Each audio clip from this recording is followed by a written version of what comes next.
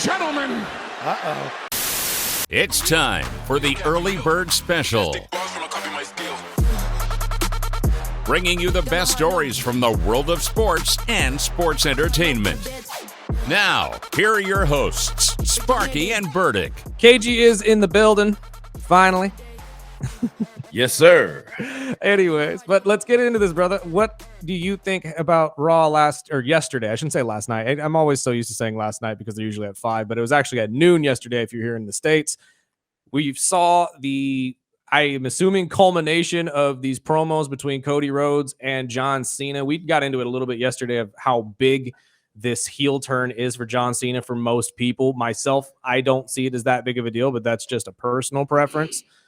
What say you, my friend? What were your thoughts about that promo yesterday? Well, first and foremost, I would like to say this is an honor and a privilege to be in the ESPN studios, officially doing this with you guys, my brothers. I love you so very much. Streaming live on YouTube as well on the on the Early Bird Special YouTube page. Go check it out. Yes, indeed. We've come a long way. Well, to jump right into it, folks, I'd have to say this was what we've been asking for. Yes. 2 weeks we've had John Cena come out, address the audience in more so of a personal matter than a all the way around. We want an answer of why you're doing what you're doing.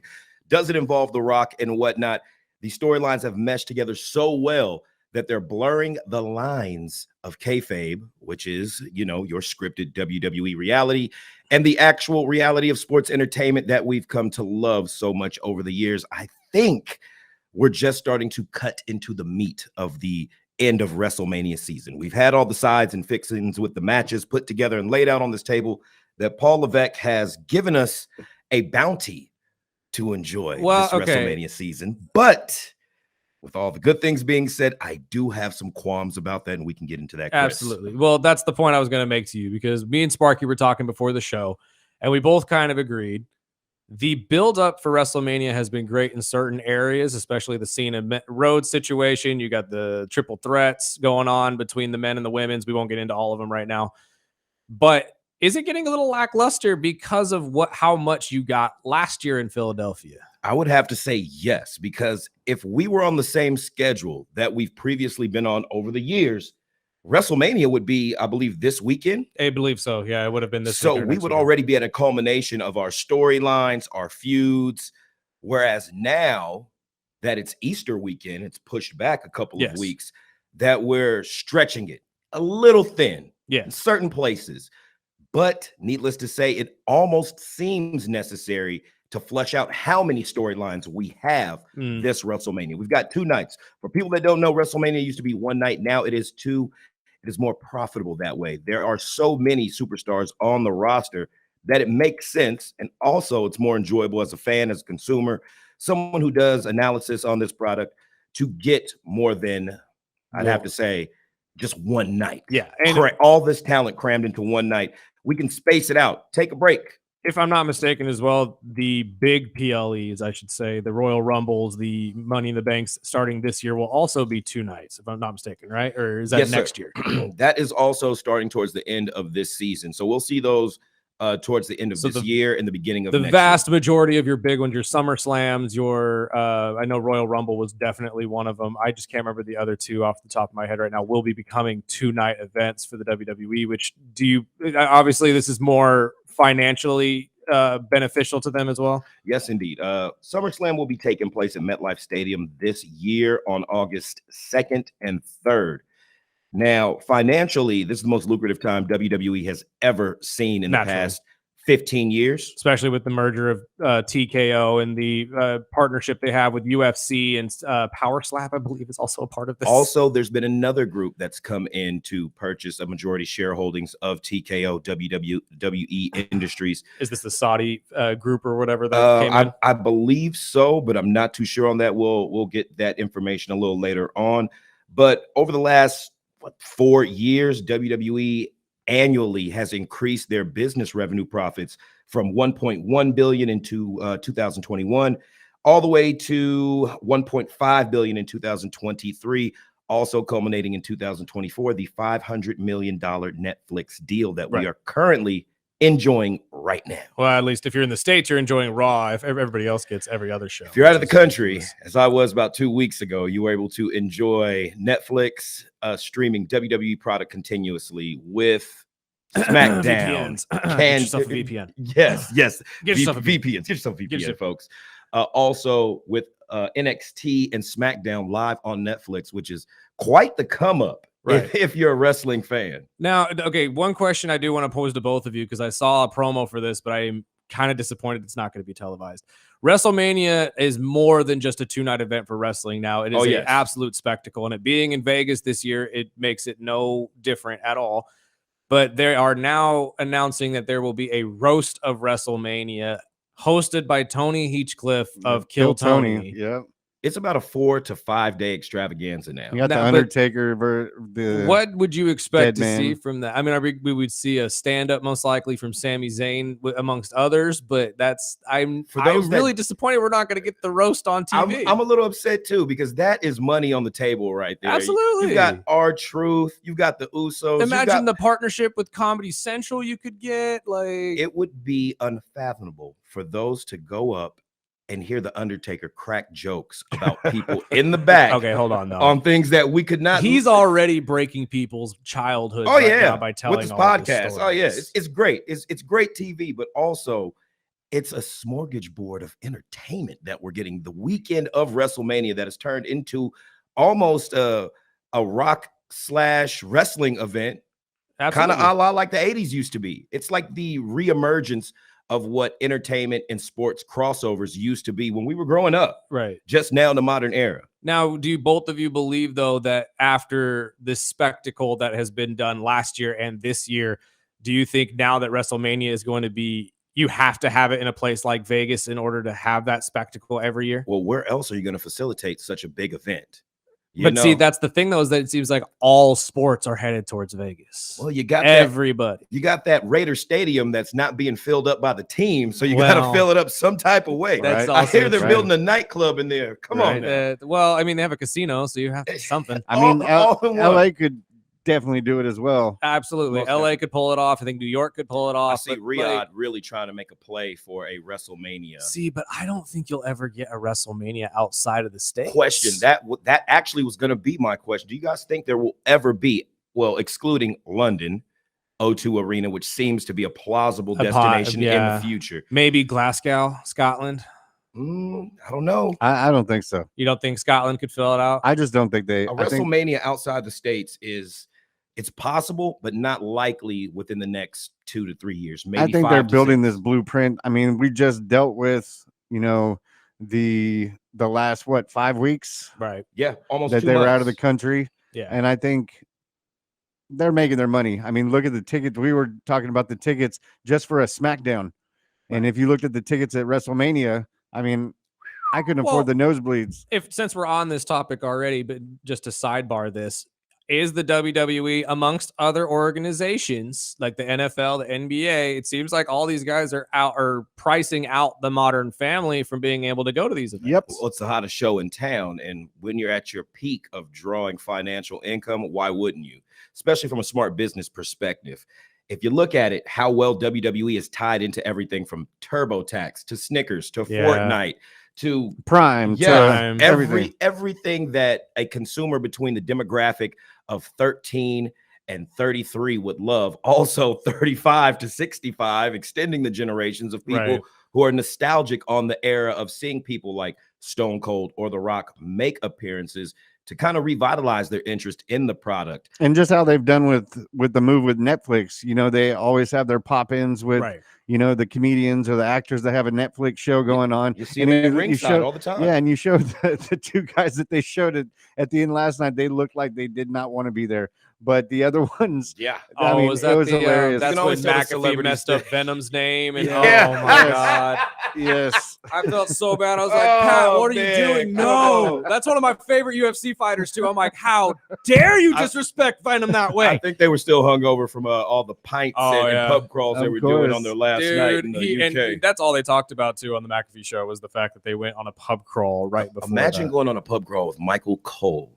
Imagine going on a pub crawl with a 7-foot man named Wade Barrett. I couldn't imagine it. I couldn't imagine. But going back to Raw, I mean, the beginning. I mean, I think this was the best one we've seen so far with Cena. And I was expecting The Rock to come out because there was a lot of rumors saying that The Rock was around. And, I would say, even taking the shot by not saying the shot, but even bringing up Vince in the bantering back and forth. Well, not even just Vince, but they brought up Tony Khan. Yeah. I think this is the best Cody Rhodes has looked on the mic, sounded on the mic in a long time. Right. Since his arrival in WWE, the references that were made to AEW and how he got on himself. Right. Yeah. With hey, I've got a shoulder tattoo on my neck. Yes, Yeah. that was all hilarious. those things, great. And it took away some steam, or so you thought, that John Cena would use in his promo and attacking Cody Rhodes. But no, Cena is the GOAT for a reason. Yeah, Cena ripped into him, which was fantastic. Oh my but God. And real quick, let's tighten this up a little bit because we're talking as if everybody knows what we're talking about here. There were multiple jabs by John Cena and Cody. Cody more brought up Vince McMahon, who is now no longer with the company and is a very big black area for the company right now. Very with dark the cloud. legal situation Very going dark on. cloud. We can get into that in a whole different episode. And then my favorite part, though, is what John said. John, after taking the Vince McMahon jab, said, I build empires for billionaires. You steal money from their kids.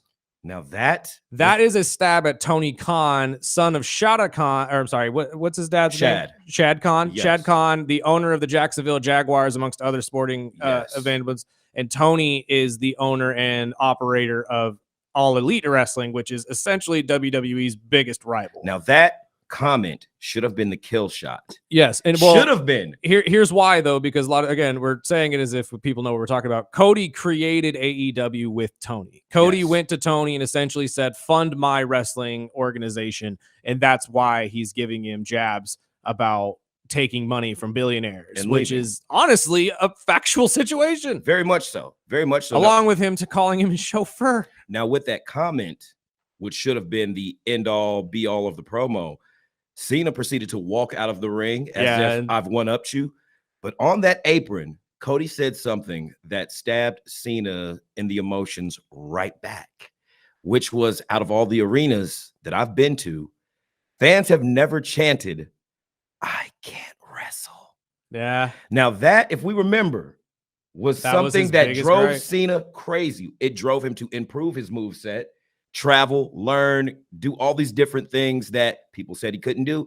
And yes, he showed us a springboard pop-up stunner, the flash fist, and a hurricane rana or two over the years. Yes. Not much, but still something to show that he's really the effort hurricane rana is more of a Frankensteiner if you really want to get into it. With some elevation and help. I'm not saying John Cena doesn't have leaps, but he doesn't have a lot of He can do some box jumps. White men definitely can't jump in this. I'm not going to say all of them because look at the NBA, but I'm just saying, he could have done some box jumps. He's a little top heavy. When you're about 265, all muscle, you might skip a leg day or two. Yeah. I'm just and I will say the end of that was pretty weak. No, absolutely. And where he played dead. Well, he sold the move. Oh, yeah. But was it expected for Cena to really take a shot right now? Because you know what that means. When you see your challenger, your opponent, someone in a Cena role get done before WrestleMania or a big PLE event, usually it's a setup. Logic goes, that person's walking out with the title. Yeah, Cena's coming pissed. And that's what I'm saying. I genuinely believe Cena will win this title at WrestleMania. I hope so. Here's my point, though. And Sparky, if you don't mind queuing up that audio for me that we didn't get to play yesterday. So yesterday we got on the topic at the very end of the show about why I didn't believe John Cena's heel turn was that big of a deal. And I didn't get a full chance to explain it, and I'll explain a little bit better today. Personally, as I played for you guys yesterday, John had already broken down how he was going to do all of this months ago during his Ricky Stenicki interview with Chris Van Vliet, because Ricky Stenicki, they already had it planned back when Rock Cena was happening back in, oh Lord, what year was that? 2012? Something like that. It was supposed to be one night only, one time only, and they ended up doing it once, twice, or thrice. 3 times. I don't even know, but he was supposed to be a bad guy, so he explained what was going to happen with all of that. However, he made a very interesting comment at the end of this when Chris Van Vliet brought up the point that a potential Cena and Rock could be heel at the same time situation. So go ahead and play this audio real quick, Sparky. Imagine a world where The Rock and John Cena are a heel at the same time. So the weird thing is that's supposed to happen. Like if you think of the course of human life, no one is perfect, right? And it's very tough each day to wake up and live a good life. It's tough to be mistake-free. So that's like human trajectory. We all go through patches where we make decisions against our value system. We all turn heel at one point. It's just a matter of if you see the light. And I think that's what makes a lot of the characters redeemable, is you take a really good guy and then have them lose their way. It's Darth Vader in Star Wars, but you want to root for him because you don't give up on that guy. I know there's good in him. Like that's beautiful. Those stories are beautiful. That's my point. We're watching the WWE's version of Star Wars. Cody Rhodes has multiple times said his favorite movie series of all time is Star Wars. So Cody is Luke, John is Vader, and Palpatine is The Rock. And right now we are sitting in the middle of Empire, gentlemen. Well, thank goodness we got rid of Vince McMahon, because that would have been our that would have been a Kathleen very, Kennedy very there. bad comparison to Palpatine. However, my point still stands. We are watching essentially their version of Star Wars, because the first episode was him beating Roman. Okay. The New Hope Okay. coming out, winning I the see where you're title, a new going. hope for Cody Rhodes. I like how this sounds. Now we're hitting the John Cena era. His hero, the guy who taught him everything, his Preach. father in a way, comes and takes it away from him, takes away his arm. He loses all of his hope. Then he comes back next year and takes it right back, right before John goes on his hiatus. Or we get an extension. The Rock takes it away from John before John goes on, before he finally retires, and we get Cody and Rock. You know what? We're gonna have to get you some keys to the Magic Kingdom and get you a pass to Disney. Well, it'll be better than the lady who was running Star Wars earlier. Because man, that was a beautiful analogy. But also, I would have to add in that this more so reminds me of something that could potentially happen that's already happened in a previous WrestleMania. True. Where we could see a double turn. Yeah, absolutely. We could possibly see a double turn. We've seen do it twice in my lifetime. I don't know if there's been any other times where it was as successful as Bret Hart and Stone Cold Steve Austin, which is being nominated, actually awarded a Hall of Fame match. Now that the WWE is awarding matches into the Hall of Fame, I think we open up a whole new slew of categories for awards in the Hall of Fame ceremony. But also, with that being said, it gives me the Rock Hogan vibes of what could possibly happen in a WrestleMania match, where we see fans flip-flop, where one guy that is presented as heel, bad guy for those who don't know wrestling terminology, and one that's presented as face, good guy, change places in the middle of this match. Now we could see fans actually start to cheer and jeer for John Cena at the same time and totally flip on Cody. It's kind of like what we're seeing right now with Roman and CM Punk. Very Seth. much. I'm like, they're all cheering when they're coming in, and then all these different chants go on. And not to be rude, but we can talk we could talk we need to Cody. But my question is, what do you guys think about the Gunther beating that happened last night? It was needed. Yeah, it was the needed. Perfect way to build that up, in my opinion. But Very what's much your needed. thoughts, my friend? Zip tying Jay and just beating the crap I was expecting. Well, and this could tie into the point that I was going to make too, because obviously these build up these Royal Rumble matches, because normally they're the main events of WrestleMania. Yeah, you're not getting that this year. It's already been stated that the triple threat between Roman Reigns, who is the cousin of The Rock, Seth Rollins, and CM Punk is going to be night one, and then John and Cody will be night two. So is it fair? Because the internet's up in arms about this. Is it fair for wrestling fans to be upset that the Jey Uso Gunther match and the Charlotte Flair and Tiffany Stratton match won't be the main events? Yes and no. Yes, if we're following traditional WrestleMania format, what people are used to digesting. Right. No, in a current era right now, where our roster is so stacked, you can't just by logic say, okay, this is what we're gonna do. Things are subject to change, as they say in the disclaimer, very, very tiny, at any time they advertise a show. It's called the fine print. Yes, you got to read that fine print, people. So where did it ever allude to currently that it said, thus Royal Rumble winner will headline a WrestleMania. Only says world title match granted. That's what slipped past everyone this year, I believe, that is complaining on the internet. That's fair. I still think Gunther pulls it out, but with the last Vehemently two nights, disagree. it's kind of shifted my thought, because with the beating of his brother and putting the fire under Yeet, And for I'm your like, old school now I'm fans, starting to think Gunther doesn't pull it out. Two things. For those that didn't know, in this European house circuit match that they've been working, Gunther has been in a storyline with CM Punk. And CM Punk has been winning via this little thing here happening, or a disqualification in some type of way. But what it made me think was, after the Roman Reigns encounter at WrestleMania, is this CM Punk's road to a world title? probably I hope not. more than likely, because at this point right now, you're building Roman and Seth again, and then you're most likely going to have Punk go for something bigger. But again, I don't think Gunther leaves with the title. I think this whole feud, well, what happened with Jimmy and Jey Uso last night was needed to make it seem a more personal stake involved in this title situation. What's implicated, nonetheless, of how popular Jey Uso is, the sales, how the company views him, is secondary to what the storyline needs to be in order to keep this world title elevated in a sense to where it has felt over the last couple of weeks not so polished, not so important, because it's not headlining. So people automatically disassociate with the importance of the match, the storyline, and what's surrounding that. A couple of weeks ago, we were hearing Jimmy, Big Jim, talk about going for the U.S. title. That's not happening now. He just got written off. What we needed to make this seem serious was for it to end in color, in a bloodbath. And then sprinkling in the little Randy Ortons and the little that's what we needed right there. So the whole I'm destroying your brother in front of you. What are we gonna need from Jey Uso to turn into that right-hand man, main event aggression level that we fell in love with his work in the ring? That's what we needed right there. So if we can't carry it over for the next couple of weeks with Jey actually getting his receipts on Gunther for this European tour and the way he's made him look as an embarrassment or not worthy of a challenger. It's like, hey, if I was Gunther, I'd be pissed off too. I'm in here with main event Jey Uso, and it's not even in the main event.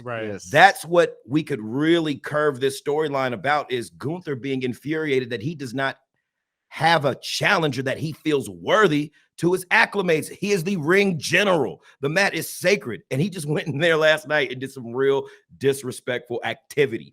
Crazy work. Diabolical work on this man. And I enjoyed it. Just for those of you who are old school fans as well, Jimmy and Jey are the sons of Rikishi, very, very old, along this incredible bloodline of wrestlers in that family.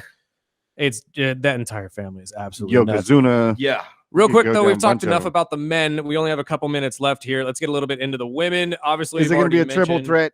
It is. After yesterday's one-on-one rematch between Rhea Ripley and Io Sky for the title, and Bianca Belair obviously being the special guest referee and saying, "Yeah, we're done with this," and DQing them both. As soon as Wade brought up and the no DQ would go back to Io, I was like, "It's going to be a DQ." It's got to be. It's got to be a triple threat, in my opinion. Now it's building towards that. I don't know. What say you, my friend? That's the only way we can really pay off all three of these interactions and storylines that have been coming to of a white hot point, so to speak, in their whole drawn out drama that we're seeing with the women's title right now. I would rather see a one-on-one, but if we're going to get this triple threat, at least they're adding the right ingredients into it. I might not be satisfied with certain things, but I give it faith and grace that it's going to walk on out by the time WrestleMania happens. I see Bianca walking away with this title. Really? I really do. The reason why we're having, I'd have to say, built-in feuds right now with Jade, Naomi. Their challenge somewhat viable right now. We're not going to see too much of Meacham challenging for anything major right now. No, she'll be in the but you're getting a trickle-down effect of who is a potential challenger, contender, and threat for whomever walks away with this women's title at WrestleMania. Yeah, it's all set up. See, I'm sticking with Rhea Rhea's obviously my favorite, so I'm going to stick with her. However, I think that you're also forgetting that Naomi could become a part of this match. Yes, Very that's what I was much. thinking. Very too. much. Very much ruin it for Bianca. So Yes. I think that is more than likely what they'll write into the storyline here. And I don't know, maybe one of the other two pulls off something and you don't need some outside interference. But personally, it doesn't make sense to me to have all of that build up from the Naomi storyline just for Bianca to walk away from it with nothing to happen. And I have to bring up, do you think Charlotte pulls that title from Yes. Tiffy? 1000%. Yes. I'm sorry they dropped the ball with Tiffy time. I was very excited for her. You know main what roster annoys me call up. too? I mean, But she's they- getting better on the mic. No, she is, but But the way But they not in made the her ring. look last week was Yes. terrible. Yeah. no, was they horrible. need more of those promos. They need more of the. For those of you who don't know, they had Charlotte Flair, daughter of Ric Flair, longtime WCW champion, and Tiffany Stratton, one of the up and comers who has been And Florida public compared- nuisance. Yes, and compared to her in many, many ways. They do side-by-side interviews, kind of like what the UFC does, I where dig it's two squares, much like what you're seeing on our stream right now, just face-to-face, just interaction between the two.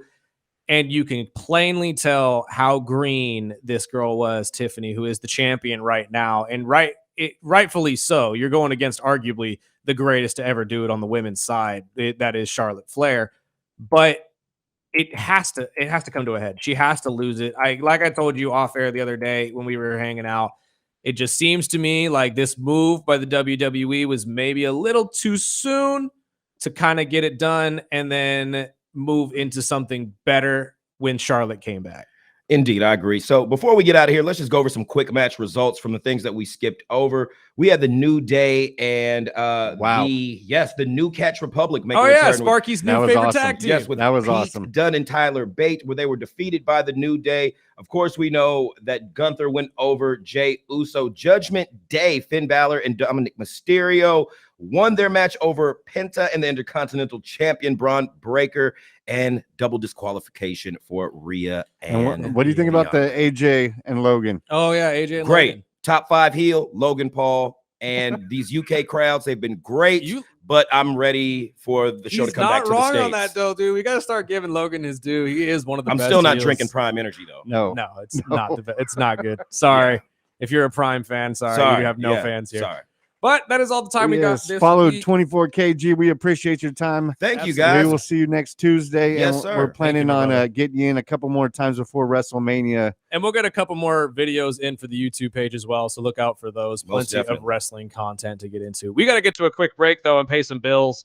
You're listening to the Early Bird Special right here on 101.1 FM and 1230 AM ESPN Bakersfield and streaming live on YouTube on the Early Bird Special.